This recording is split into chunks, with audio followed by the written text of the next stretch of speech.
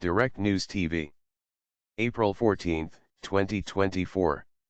True Promise: why and how did Iran launch a historic attack on Israel? Tehran, Iran. Iran's use of hundreds of drones and missiles to directly target Israel on Saturday night and Sunday morning set a number of major political and military precedents. It was the single largest drone attack ever carried out by any country, and it was the first time Iran directly attacked Israel after almost a half-century of being archenemies.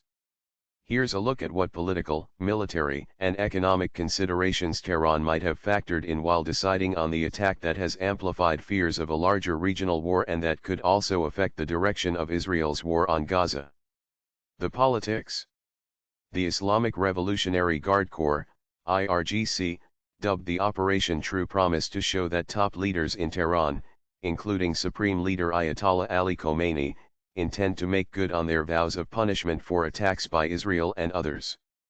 The attack was a direct retaliation for an Israeli strike on the Iranian consulate in Damascus on April 1 that killed 7 IRGC members, including 2 generals in charge of leading operations in Syria and Lebanon, along with 6 other people.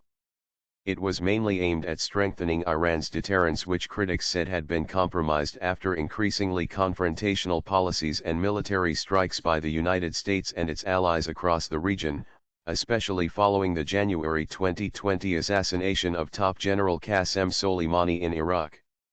Iranian officials also appeared to have exercised a degree of strategic patience after the late December assassination of another top IRGC commander in Syria, Reza Mousavi, in an Israeli air raid amid the fallout of the war on Gaza. Inaction, lower-grade strikes, or being content with military action through the axis of resistance of aligned groups across the region would in this vein be viewed as too costly for Iran both locally and abroad. That is true even as Tehran recognizes that Israel and the embattled government of Prime Minister Benjamin Netanyahu may see benefits in escalating tensions across the region and forcing the US military into taking more action against Iran. On the other hand, the unprecedented Iranian attacks may have briefly shifted the world's attention from the deaths of tens of thousands of women and children in the Gaza Strip, but they could translate into soft power gains for Iran in the Muslim world in the long run, when compared with other regional powers. Saudi Arabia has not ruled out normalizing relations with Israel despite the carnage in Gaza, and Turkey only started limiting some exports to Israel earlier this week after the Israeli government refused to allow it to airdrop aid over the besieged enclave, where infants are dying of starvation. Both Saudi Arabia and Turkey have, however, been deeply and vocally critical of Israel's war on Gaza. Iran would also have plausible arguments at the United Nations Security Council since attacks on diplomatic missions signal a violation of the Vienna Convention, and since Article 51 of the Union Charter enshrines the inherent right of self-defense, something Israel has been heavily leaning on since the start of the Gaza war. A list of military firsts for Iran.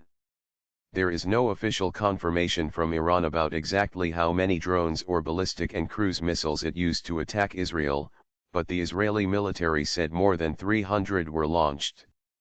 Iranian drones have been making international headlines for the past few years, especially following Russia's invasion of Ukraine more than 2 years ago. Ukrainian officials say the Iranian-designed Shahd drones of the Russian military continue to rain down over their territory.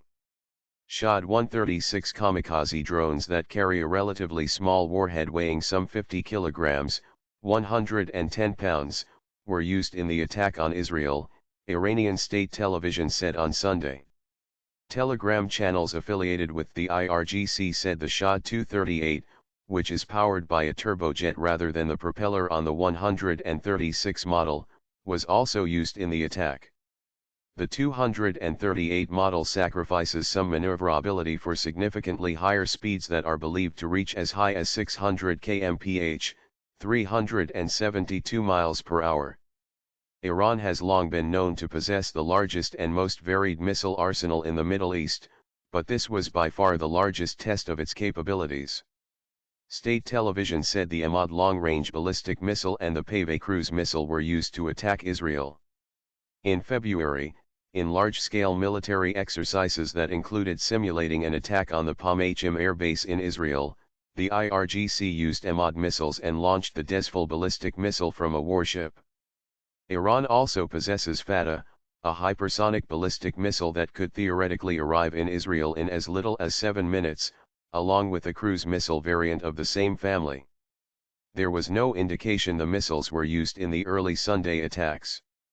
Either way, in multilayered attacks over several hours, Iran has just managed to conduct its largest ever drone and missile strikes that covered some of their longest distances in a real military operation.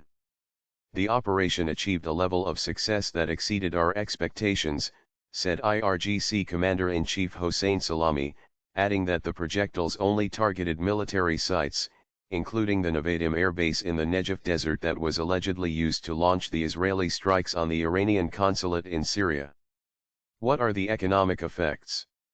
The effect of the historic attacks on the already troubled Iranian economy was likely lower than the weight of political and military dimensions on the list of considerations for Iranian leaders as they planned the offensive in almost 2 weeks since the consulate attack. But as expected, there was an immediate reaction in local markets, with foreign currencies climbing amid rising anxieties over prospects of the conflict further sliding into a regional war. The rial, Iran's falling national currency, dropped to a new all-time low of about 670,000 per US dollar on Sunday before regaining some ground.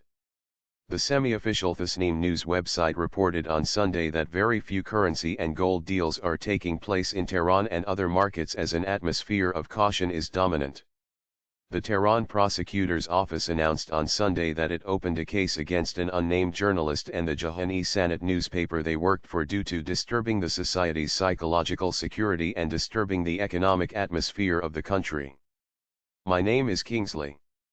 Please like, share, subscribe and hit that notification bell so you can be the first to be notified whenever we post. You won't regret it.